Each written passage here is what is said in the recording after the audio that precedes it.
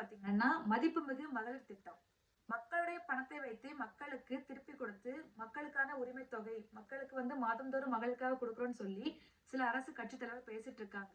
இந்த பணத்தை இலவசம் அப்படின்னு சொல்லி ஏளனமா பேசுறதுக்கு எந்த ஒரு அரசியல் கட்சி தலைவருக்கும் உரிமை இல்லைன்னு சொல்லி ஓங்கி உரைக்கிறது தாவைக்கா அப்படின்னு சொல்லி ரொம்ப முழங்கி சொல்றாரு தாவைக்கா தலைவர் விஜய் அவர்கள்.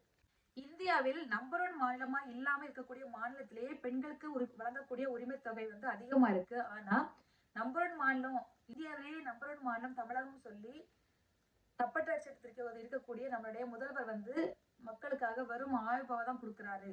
தமிழக அரசு சார்பில் கொடுக்கக்கூடிய பணத்தை வச்சு அந்த வீட்டினுடைய பெண்கள் ஏதாவது அவங்களுடைய அன்றாட செலவு ஏதாச்சும் ஒன்னையாச்சும் நிறைவேற்ற அளவுல இருக்கணும் அப்படிங்கிற அதை மனசுல வச்சுட்டு நம்ம எடுத்த ஒரு முடிவு தான் 60 வயது வரை உள்ள குடும்ப தலைவிகளுக்கு மாதம் 2500 ரூபாய் வழங்கப்படும் இனின்னு சொல்லியிருக்காங்க.